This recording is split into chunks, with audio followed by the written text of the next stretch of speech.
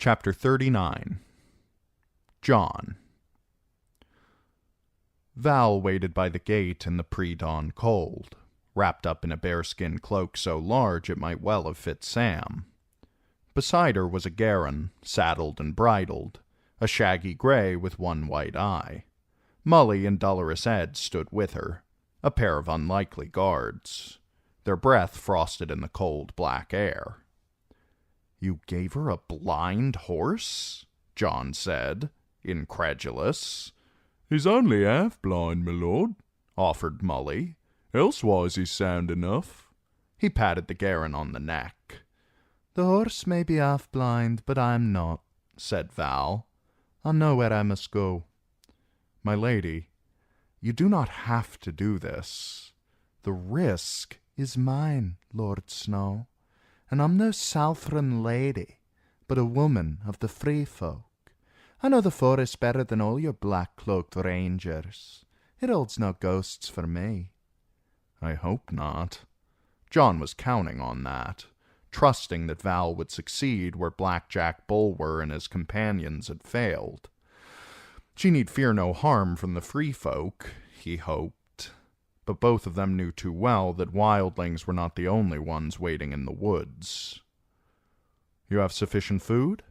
"Hard bread, hard cheese, oat cake, salt cod, salt beef, salt mutton, and a skin of sweet wine to rinse all that salt out of my mouth. I will not die of hunger." "Then it's time you were away." "You have my word, Lord Snow. I will return, with Tormund or without him." Val glanced at the sky. The moon was but half full. "Look for me on the first day of the full moon." "I will. Do not fail me," he thought, "or Stannis will have my head." "Do I have your word that you will keep our princess closely?" the king had said, and John had promised that he would. Val is no princess, though. I told him that 100 times. It was a feeble sort of evasion, a sad rag wrapped around his wounded word. His father would never have approved. "I am the sword that guards the realms of men," John reminded himself, "and in the end that must be worth more than one man's honor."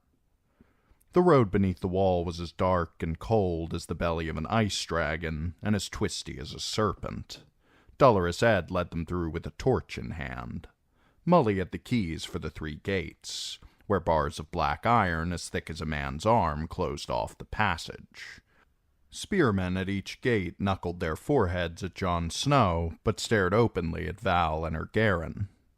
When they emerged north of the wall, through a thick door made of freshly hewn green wood, the wildling princess paused for a moment to gaze out across the snow-covered field where King Stannis had won his battle. Beyond, the haunted forest waited, dark and silent. The light of the half-moon turned Val's honey-blonde hair a pale silver and left her cheeks as white as snow. She took a deep breath. "The air tastes sweet." "My tongue is too numb to tell. All I can taste is cold." "Cold?" Val laughed lightly. "No. When it is cold, it will hurt to breathe. When the others come—" The thought was a disquieting one. 6 of the rangers John had sent out were still missing. It is too soon. They may yet be back. But another part of him insisted, "They are dead, every man of them. You sent them out to die, and you are doing the same to Val. Tell Tormund what I've said." "He may not heed your words, but he will hear them." Val kissed him lightly on the cheek.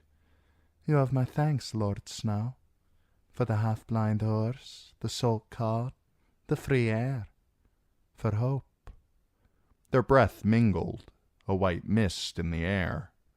Jon Snow drew back and said, "The only thanks I want is—" "Tormund Giantsbane, aye." Val pulled up the hood of her bearskin. The brown pelt was well salted with gray.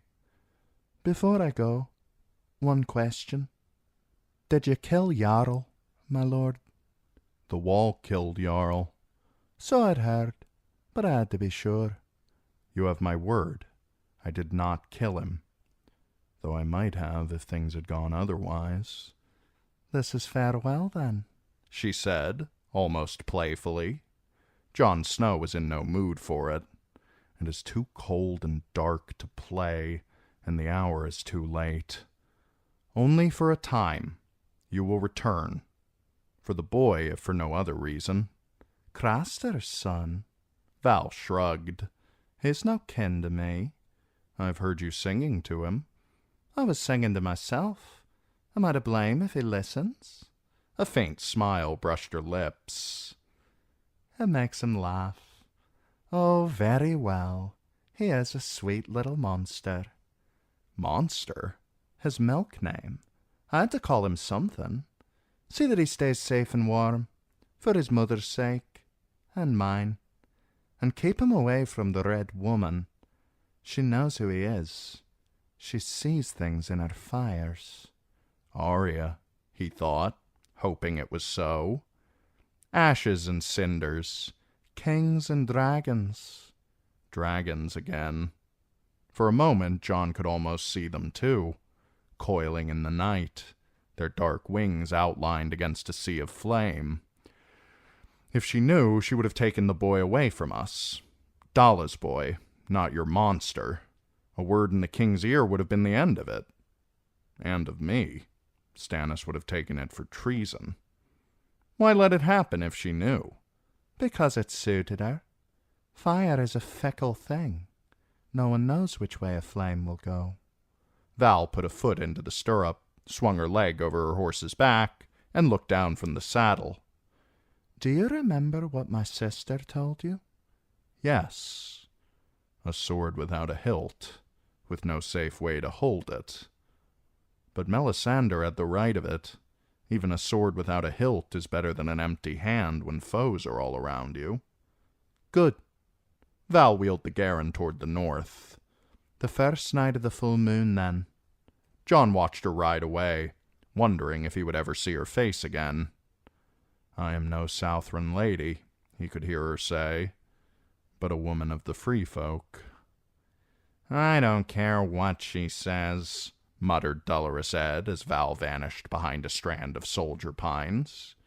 The air is so cold it hurts to breathe. I would stop, but that would hurt worse. He rubbed his hands together. This is going to end badly. You say that of everything. Aye, my lord. Usually I'm right. Mully cleared his throat. My lord, the wildling princess, letting her go.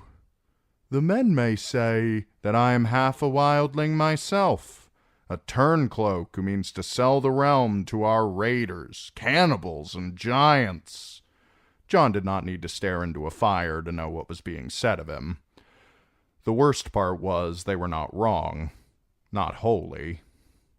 Words are wind, and the wind is always blowing at the wall. Come. It was still dark when Jon returned to his chambers behind the armory. Ghost was not yet back, he saw. Still hunting. The big white direwolf was gone more off than not of late, ranging farther and farther in search of prey. Between the men of the watch and the wildlings down in Molestown, the hills and fields near Castle Black had been hunted clean, and there had been little enough game to begin with. Winter is coming, Jon reflected, and soon, too soon. He wondered if they would ever see a spring. Dolorous Ed made the trek to the kitchens and soon was back with a tankard of brown ale and a covered platter.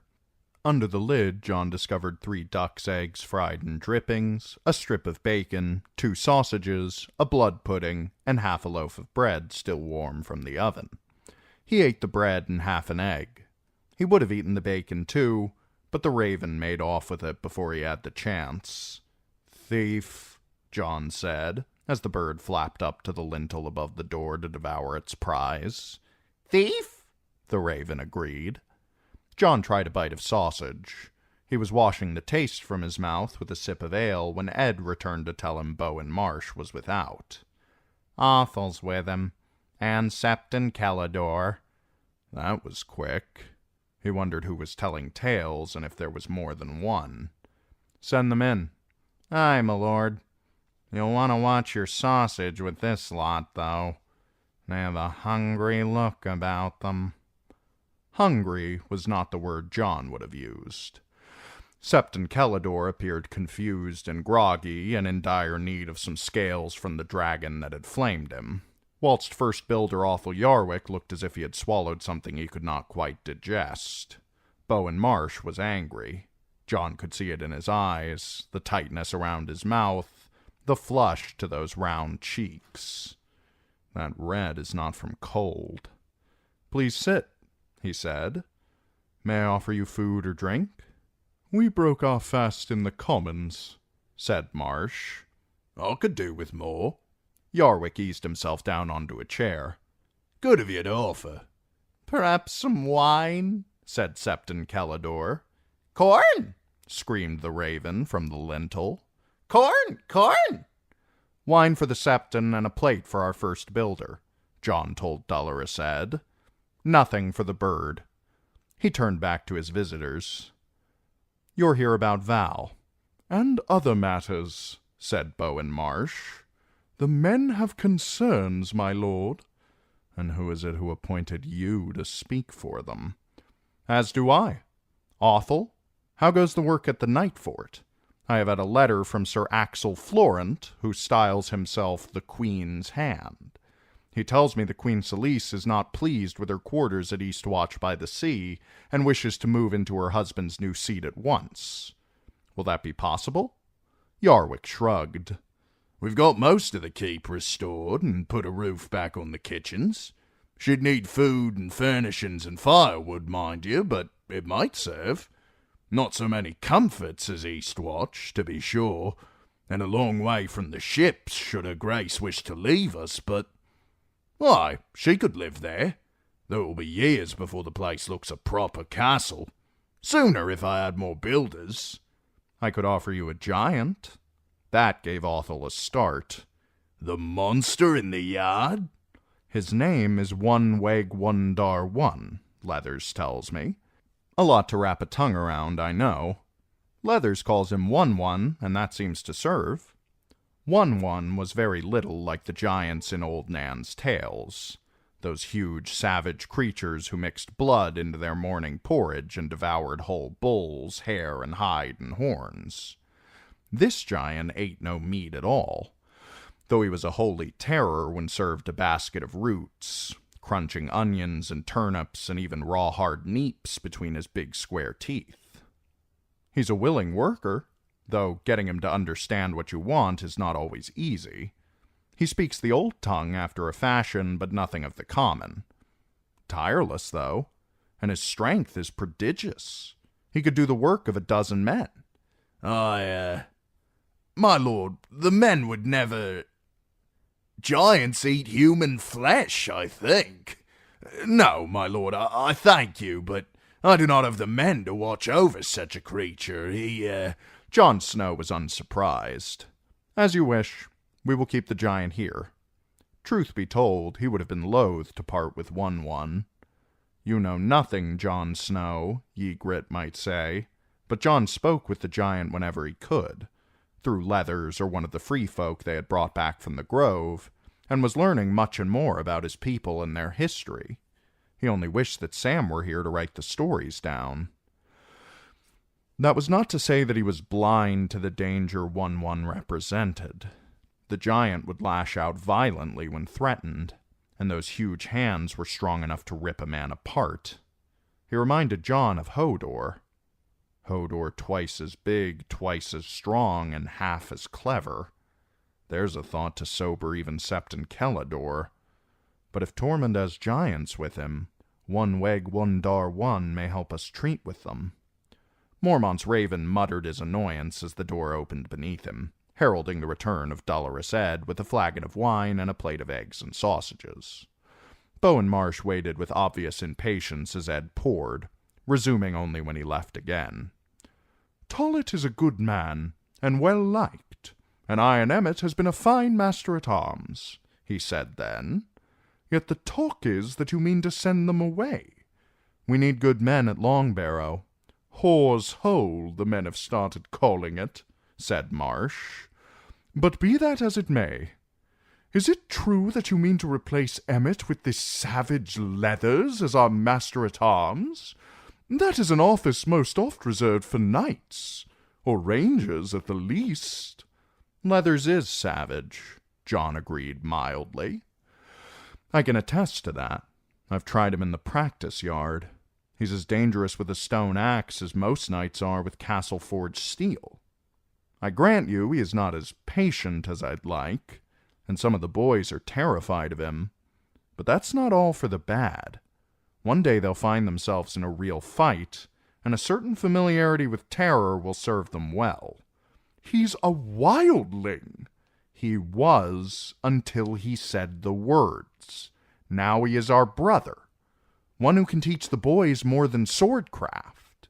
It would not hurt them to learn a few words of the old tongue and something of the ways of the free folk." "Free," the raven muttered. "Corn, king."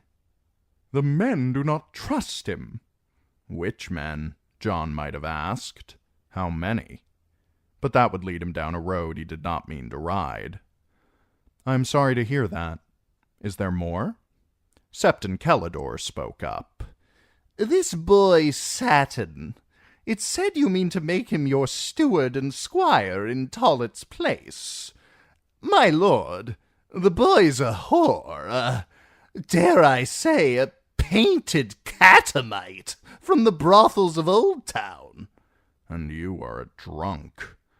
"What he was in Old Town is none of our concern. He's quick to learn and very clever. The other recruits started out despising him, but he won them over and made friends of them all. He's fearless in a fight, and can even read and write after a fashion. He should be capable of fetching me my meals and saddling my horse, don't you think?" "Most like," said Bowen Marsh, stony-faced. "But the men do not like it. Traditionally, the Lord Commander's squires are lads of good birth being groomed for command. Does my lord believe the men of the Night's Watch would ever follow a whore into battle?" John's temper flashed. "They have followed worse. The old bear left a few cautionary notes about certain of the men for his successor. We have a cook at the Shadow Tower who was fond of raping septas. He burned a 7-pointed star into his flesh for everyone he claimed. His left arm is stars from wrist to elbow, and stars mark his calves as well.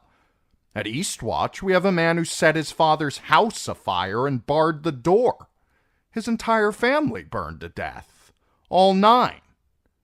Whatever Satin may have done in Old Town, he is our brother now, and he will be my squire." Septon Kellador drank some wine. Athel Yarwick stabbed a sausage with his dagger. Bowen Marsh sat red-faced. The raven flapped its wings and said, "Corn, corn, kill." Finally, the Lord Steward cleared his throat. "Your lordship knows best, I am sure. Might I ask about these corpses in the ice cells? They make the men uneasy, and to keep them under guard. Surely that is a waste of 2 good men, unless you fear that they—" "Will rise? I pray they do." Septon Kellador paled. "Seven save us." Wine dribbled down his chin in a red line. "Lord Commander, whites are monstrous, unnatural creatures, abominations before the eyes of the gods. You cannot mean to try to talk with them." "Can they talk?" asked Jon Snow. "I think not, but I cannot claim to know. Monsters they may be, but they were men before they died. How much remains? The one I slew was intent on killing Lord Commander Mormont. Plainly it remembered who he was and where to find him." Maester Aemon would have grasped his purpose, Jon did not doubt.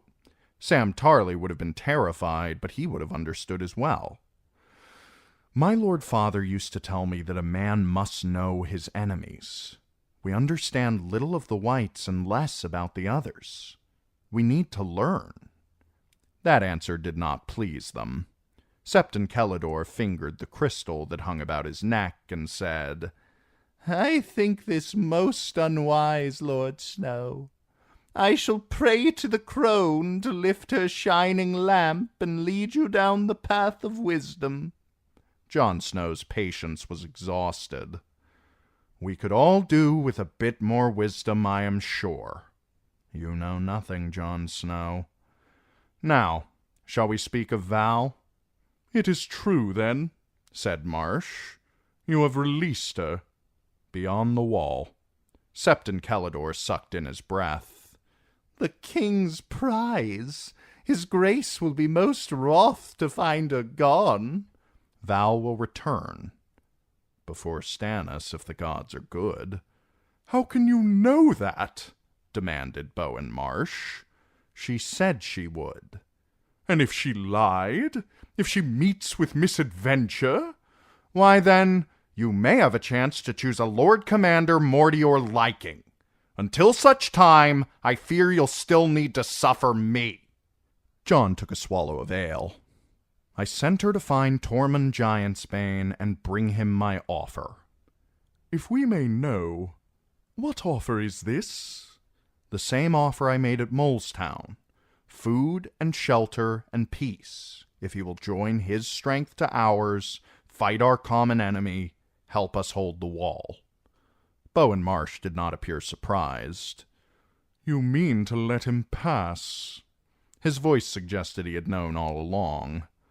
"To open the gates for him and his followers?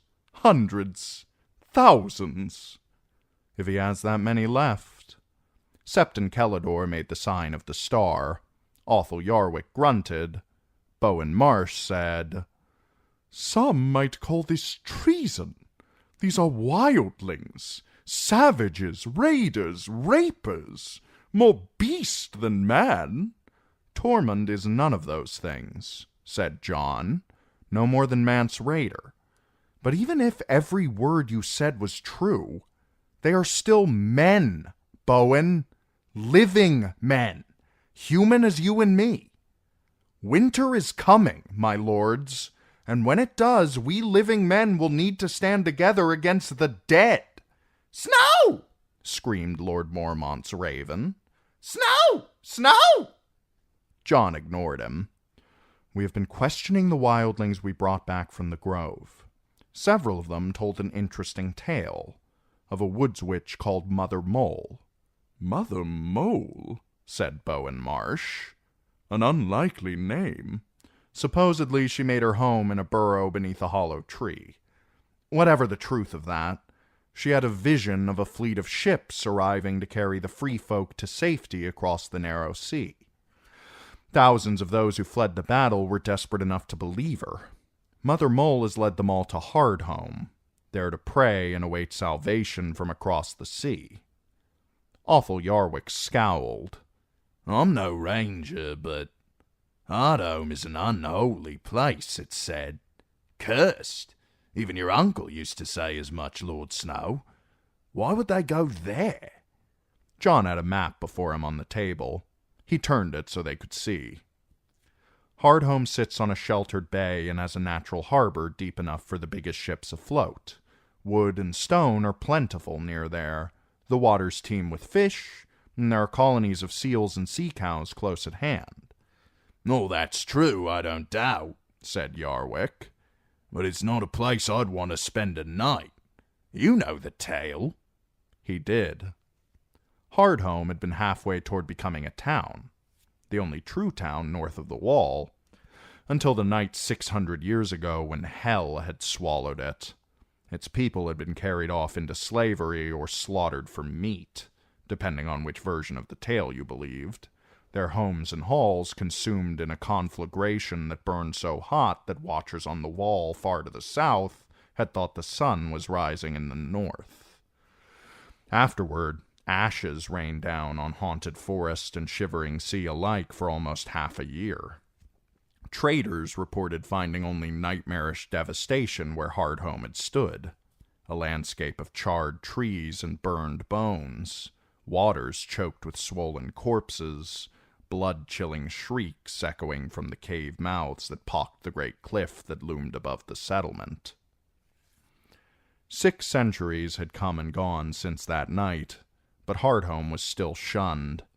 The wild had reclaimed the site, John had been told, but rangers claimed that the overgrown ruins were haunted by ghouls and demons and burning ghosts with an unhealthy taste for blood.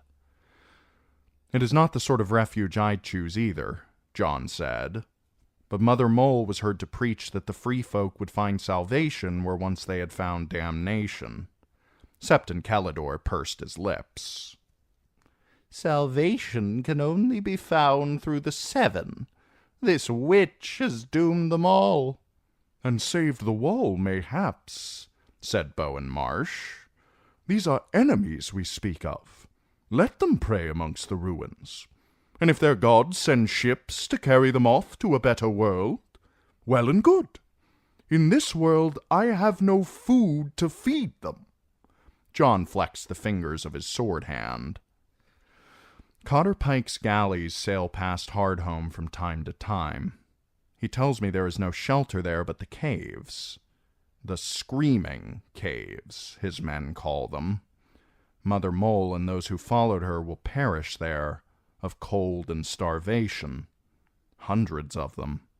Thousands. Thousands of enemies. Thousands of wildlings. Thousands of people, John thought. Men, women, children. Anger rose inside him, but when he spoke, his voice was quiet and cold. Are you so blind, or is it that you do not wish to see? What do you think will happen when all these enemies are dead? Above the door, the raven muttered, "Dead? Dead? Dead?" "Let me tell you what will happen," John said. "The dead will rise again, in their hundreds and their thousands. They will rise as wights, with black hands and pale blue eyes, and they will come for us." He pushed himself to his feet, the fingers of his sword hand opening and closing. "You have my leave to go." Septon Calidore rose gray-faced and sweating, Othel Yarwick stiffly, Bowen Marsh tight-lipped and pale. "Thank you for your time, Lord Snow." They left without another word.